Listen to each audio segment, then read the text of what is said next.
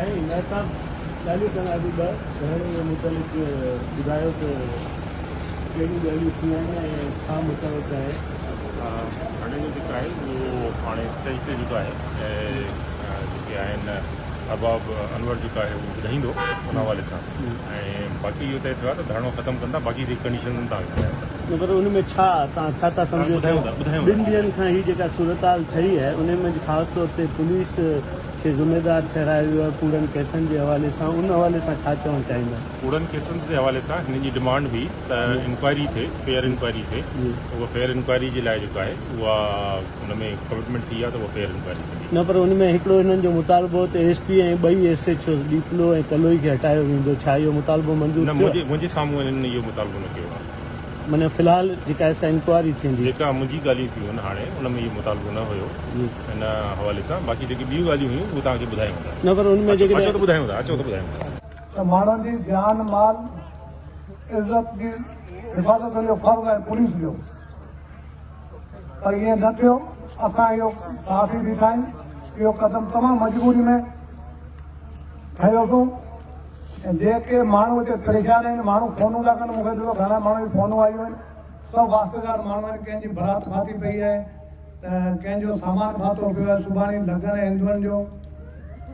उन्हनि जूं शादियूं आहिनि उनजो सामान फातो पियो आहे उनजा जेके माण्हू आहिनि वञी कोन था सघनि कंहिंजा बोरती फाता पिया आहिनि मूंखे माण्हू वेराड़ ते शादीअ में फ़ोन कई साईं असांजो बोरती असांजो सामान फातो पियो आहे असां छा था करे सघूं असां वटि ॿियो को रस्तो न हो इहो क़दम असां इन करे न पियो करणु साईं आयो साईं सां काफ़ी ॻाल्हियूं ठहियूं आहिनि इंशाअल्लाह हिकिड़ो त असांजो धैर्य न मुतालबो ताईं जेके बि असांजो FIR आहिनि उन्हनि जी इंक्वायरी जल्दी परमिशन वठी सराज लाशारी हिकिड़ो ऑफिसर आहे ग़लति करे सही करे उनजो ईमान आहे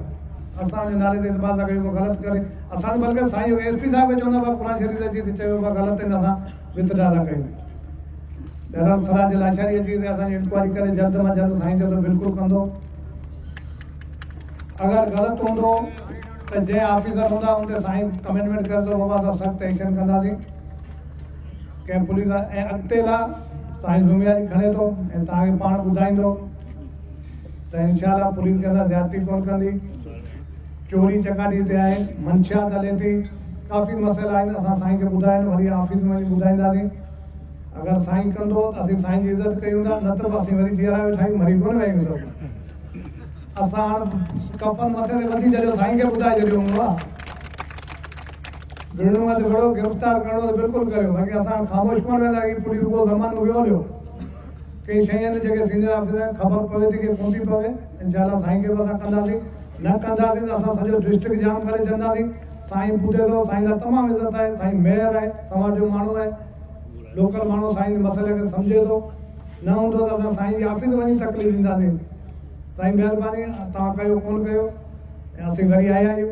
इहो हाल आहे असांजे जीअं पाणी वारी डायरेक्टरी ऑफिस में मां वेठा आहियूं न सॼो ॾींहुं नथो करियो त हीअ हाणे पंहिंजो तव्हां तयारु रहो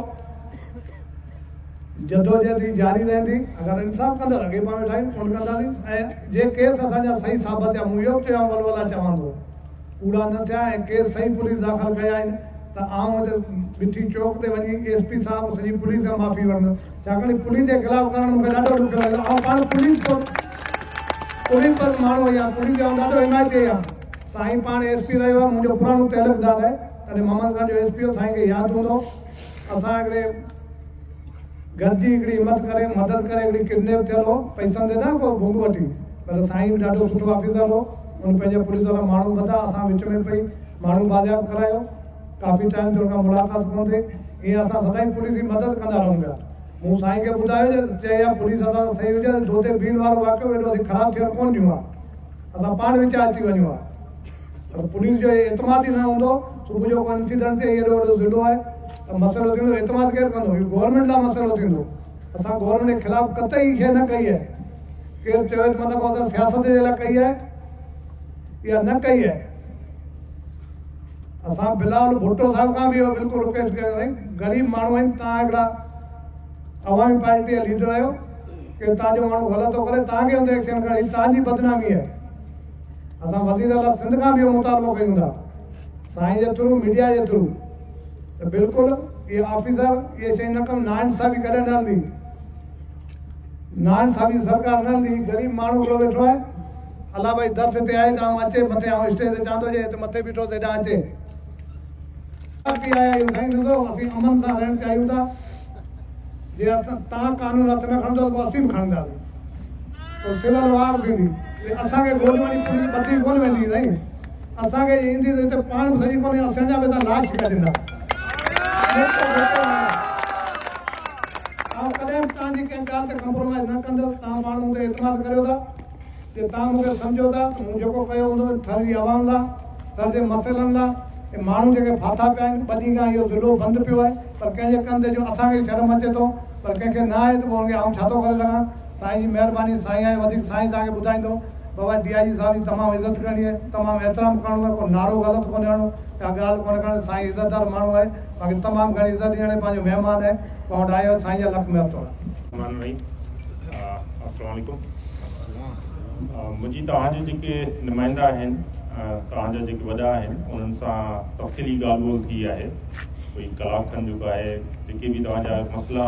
उन्हनि जे हवाले सां ॻाल्हि ॿोल थी आहे। साईं सां हिकिड़ो तालुक़ु बि हुयो, छो जो मां हिते ई इन लोकेलिटी में ज़ाहिरा टंडोलयार में, टंडो खान में, मटियारी में, मीरपुर ख़ास में रहियो आहियां। ज़ाहिरा उहे जेके बि काफ़ी इशूज़ हुया, काफ़ी टाइम खां पोइ मुलाक़ात थी उन में। तव्हांजा जेके बि इशूज़ आहिनि, जेके बि कंसर्न आहिनि, उन्हनि सभिनी खे मूं ॿुधो आहे इन हवाले सां। ऐं इन्हनि इशूज़ खे जेको आहे हल कंदासीं। जेके इंक्वायरीज़ आहिनि ज़ाहिरा उहे मेरिट ते थींदी।